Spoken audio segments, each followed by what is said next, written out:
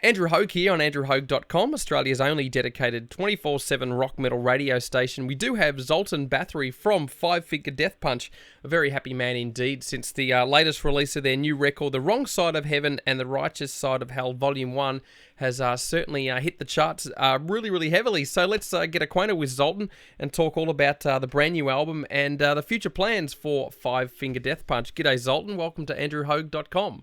Oh, hi, how are you? Thank you for having me. Yeah, it's been a long overdue.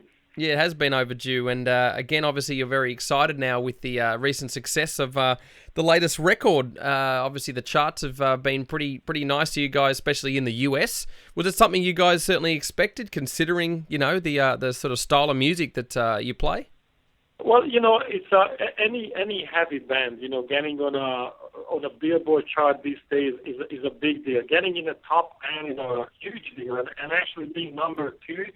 I mean, this is like, we're kind of living the dream, tell you the truth, and it's a big win for, not just for the band itself, but it's a big win for the genre, It's the notion of hard rock is dead or heavy metal, nobody cares anymore. That's not quite true, and I guess we are proving it, This is our basically fourth record. The first 3 were all gold, and this one, when records are not really selling and everybody's selling less and less, we actually jumped in record sales. Every single record sold more, and we're still climbing, We got badly beaten by a pop star in America that has technically the number 1 video, every TV channel playing it. So it's a huge success for a hard rock band to actually almost beat this guy. We don't have the same kind of firepower when it comes to, advertising, commercials. This guy is everywhere, and we almost gave him that 5 finger death punch. So, really happy for this, Let's move on and talk a bit about, did you sort of decide to make this a double album, or was you just on a writing spree and the dam had just burst? Well, creativity is not a 9 to 5 kind of thing. So, when creativity comes, it's like surfing. You surf when the waves are coming, and that's just what it is. When they're coming, you got to go out there. That's just how it works. And, we came home from the tour, the last tour we did on the last record, American Capitalist, and we went to the studio with a little bit of a head start. We had a couple of songs that we wrote, maybe 6-7 songs that we wrote on the road. We had a studio with us. So by the time we came home and hit the actual studio, we already had a head start, and we just kept writing, and it was just the perfect alignment, The band was good, fresh off the road. We were touring for a long time, so, we were warmed up precisely and perfectly, in a right head space, so to speak. And the way we write, we usually write the music first and then give it to Ivan, our vocalist, and he writes on the songs that are almost completely done. That's our process, right? And so we were probably like 15 songs in by the time he started to record vocals, and then he was playing catch-up. But while he was playing catch-up with us, recording the vocals, we kept writing. And we ended up with some 25, 24 songs, somewhere around there. And we looked back at this material, and we were pretty much like, well, this is the best stuff we wrote so far. So what you're going to take away? What you're going to make into bonus? What you're not going to put on the record? So it became kind of a head-scratching moment where, well, if we want to use only 11, 12 songs for the record, I mean, we don't want to lose the rest. And we can't decide what it is. We called our label and said, guys, we have a great problem. We have 25 songs. We love them all. What are we going to do? We want to do a double record. And, of course, the label said, like, no, guys, we're going to put out 12, and, that's how this is going to work. We were like, you know what? I'll make you a deal. We'll send you all the 24 songs, and you pick what's going to be on a friggin' record, right? So like a week later, the label called back, and they're like, okay, we see your point, all right. I guess we're going to have to do a double record, and that's pretty much how we, ended up with 2 records. Now, when will part 2 be released? Later in the year? I've been told around November. Is that correct? Yes, that's correct. Okay. The original idea was that, the title is the huge. I can't even pronounce it so many times. It's pretty funny because it's a long title. The Wrong Side of Heaven and the Righteous Side of Hell. Originally, we were going to release 2 records in the same time. So it was gonna be, one of them was gonna be The Wrong Side of Heaven, the other was gonna be The Righteous Side of Hell, coming at the same time. But as we tossing around ideas, pretty much we came up with something against that, because I personally, when I buy a new record, I listen to it 2-3 months before I really I sort of digest the whole record. So we're thinking, what, giving 24 songs to the fans, that's a lot of music. That's a massive load of music out of the gates. And when you have a lot of songs, that's a big crowd. Some songs that are really important to us could be lost, and it's just a lot of music. And basically we opted to release the first one now and wait 2-3 months.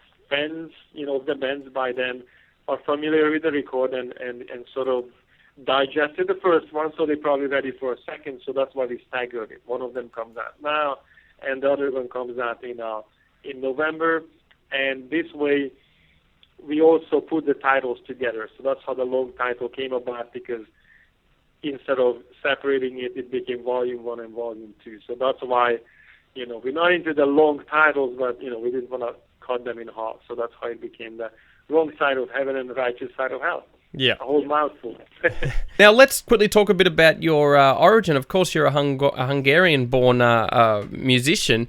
Now, the way a lot of people view Five Finger Death Punch, that, you're massive in America, and the band is really sort of American. I mean, some bands who come from Europe obviously have those sort of European influences and sounds, whereas the Five Finger Death Punch sound is very, very much American. Now, you being the sort of founding member, have you sort of had to put some of your, influences growing up as a, Hungarian citizen aside to sort of create the sound of Five Finger Death Punch that really, as I said, appeals so much to the American sort of public? I think if we really start to analyze this, like how Five Finger Death Punch is definitely perceived as a very American band, but I think people connect this band to be very American because more of the attitude, I assume, than the actual music. I was very, very aware of while I was growing up in Europe, being a musician in Europe, I was very aware of the differences between, American and European music, especially in the genre heavy metal, hard rock. It was very apparent because when you grow up in Europe, your background music, that even if you don't like it, it's still there. You're always going to have classical influences because that's very European, and that music is sort of embedded in the European culture. So you cannot escape, but you will be influenced by classical music. And when you look at heavy metal, hard rock, when you look at how European bands build their songs and how they perform them, you're going to, even if it's a long let's say, step away from the roots of classical music, but you will find a connection. Just because, how American bands are very different, it's very apparent to me. You look at the European bands and you will definitely notice that connection, how the guitars are harmonizing and how it's instrumented and how we write the song. And then take an American band, let's say, would be, for me, Pantera, for example. Pantera, while I was in Europe, sounded very, very American to me because it wasn't based on classical elements. It was based more on the blues, blues, rhythm and blues sort of thing that's very American. It was all about the groove, So, in my opinion, musically, Five Finger Death Punch is sort of a bridge, actually, in between, because I can't shed my European upbringing and my musical influences, my favorite bands and how I listen to music. It's in the music, but it met with this American influence, which was the big power groove, So I think musically, we are actually very international. I think musically, the band is very much in the middle. We have those harmonies, melodies, it's all in there. And the songwriting is very traditional, to, let's say, European bands, right? Yeah. But we have these huge power groups. So that's I think it's musically, it's international. Attitude, definitely American. Now let's talk a bit about the state of heavy music today, there's so many bands now more than ever before. What do you think is the sort of appeal and the success behind Five Finger Death Punch? And do you think you're bringing something new to the heavy music scene? I think the appeal is that when this band is sort of how would I say it? We are sort of on a cusp, we're not really extreme. I mean, it's not an extreme metal, obviously. We are somewhere in between hard rock and heavy metal, and I think what it is that we kind of play the music that we are into. We kind of play the music that we love and we were influenced by. So when you're listening to Five Finger Death Punch, you're gonna probably find elements from almost all genres or sub-genres of hard rock, heavy metal, And I think that's the appealing factor that I like this. I like Slayer and I like the Scorpions in the same time. So I don't see a problem with having a crazy heavy song or a power ballad on the same record. So because of that, because we have a pretty wide aperture, we have a wide taste of music that we are into. When we create our own sound, our own music, I think all these elements kind of seep in there. So it's kind of a smorgasbord of what we like about hard rock or heavy metal or any of the subgenres. And then when you listen to it, it's one band, so you don't feel like you're listening to a soundtrack with a lot of different bands. However, you get a lot of different influences and bits and pieces of music and flavors. And I think that's probably what's appealing. Also, the lyrics is accessible.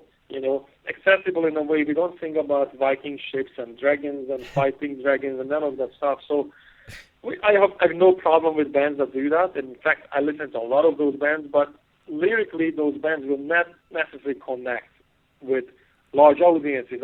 I don't remember what was the last day I would wake up in the morning and I was like, you know what, man? I feel like slaying some dragons today. It probably never happened to me, So yeah. Lyrically, what's happening? Ivan is writing about his everyday influences, and just culturally and socially relevant stuff, so relationships and just life in general, and that connects because everybody has the same issues. Everybody lives in the same time and has to experience the same kind of thing. So I think the combination of these things are what connects. Now, you've been to Australia before. Are we looking at a return tour later this year for, Australian fans? We long overdue. The last time we were there was 2009, and tell you the truth, we had a great time in Australia. We had a really good show, so it kind of just happened that we are, there was a high demand in America for the band, so we kept touring in America. And what happened, obviously, the band became huge in America, and we sort of, not purposely, but sort of got neglected the rest of the world, and we can't wait to come back. I'm listening to the conversations between agents and whatnot, and it seems like that we are actually going to be in Australia in 2014 spring. There are some festivals and whatnot, and I'm pretty sure that that's the final word. 2014 spring, we got to come back, so can't wait for that. All right, well, thanks for your time, Zoltan. We can get you to say a couple last words to the Australian fans and also choose your favourite track from the latest record, The Wrong Side of Heaven and The Righteous Side of Hell, Volume 1. Well, tell you the truth, as I said, we can't wait to come back. Oddly enough, we get probably the most emails from Australia. So I'm telling you, we are long overdue, and we can't wait to come back, obviously. We can't wait to see the Australian fans and throw down. For the song, and probably one of my favorite would be the song titled You. Close second would be I Am Sin, probably the Max Cavalera version of that. But it's kind of picking from your children which one is your favorite. It's pretty much. I'm really proud of the entire record. This is the best record to date. So hard to pick, but I would go You and I Am Sin. All right, well, thanks again, Zoltan. We'll check out some Five Finger Death Punch now on andrewhaug.com. All the best, and hope to catch you back in Australia very, very soon. Sounds good. See you guys soon. No worries. Thanks, Zoltan. Here's some Five Finger Death Punch. Thank you, brother.